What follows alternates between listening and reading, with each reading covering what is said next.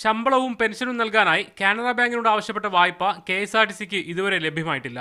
ശമ്പളവും പെൻഷനും മുടങ്ങിയിട്ടും സർക്കാർ ഇടപെടൽ ഉണ്ടാകാത്തതിൽ ഭരണപക്ഷ ട്രേഡ് യൂണിയൻ ഉൾപ്പെടെ രോഷത്തിലാണ്. 15-നും ശമ്പള വിതരണം നടന്നില്ലെങ്കിൽ പ്രത്യക്ഷ സമരപരിപാടികളിലേക്ക് കടക്കുമെന്ന് AITUC സംസ്ഥാന സെക്രട്ടറി പറഞ്ഞു. ഈ മാസം 15-ാം തീയതി മുതൽ ട്രാൻസ്പോർട്ട് ഭവൻ സമ്പൂർണ്ണമായി അനിശ്ചിതകാലത്തേക്ക് ഉപരോധിക്കാൻ വേണ്ടിയുള്ള തീരുമാനമാണ് സംഘടന സ്വീകരിച്ചിരിക്കുന്നത്. ശമ്പളം നൽകാൻ ധനസഹായം അനുവദിക്കുന്നതിന് വിമുഖത കാട്ടിയ ധനവകുപ്പിനെതിരെയും AITUC വിമർശനം ഉന്നയിക്കുന്നുണ്ട്.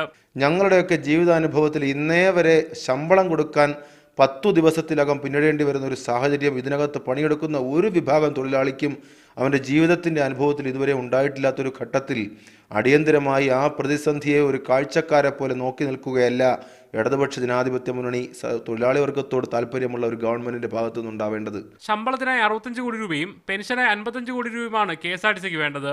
നോട്ട് പ്രതിസന്ധി വന്നതോടെ ഒരു ദിവസം 1 കോടി രൂപയുടെ വരുമാന നഷ്ടവും കോർപ്പറേഷൻ ഉണ്ടായിട്ടുണ്ട്. വയനാട് ബ്യൂറോയ്ക്കൊപ്പം മീഡിയ 1 തിരുവനന്തപുരം.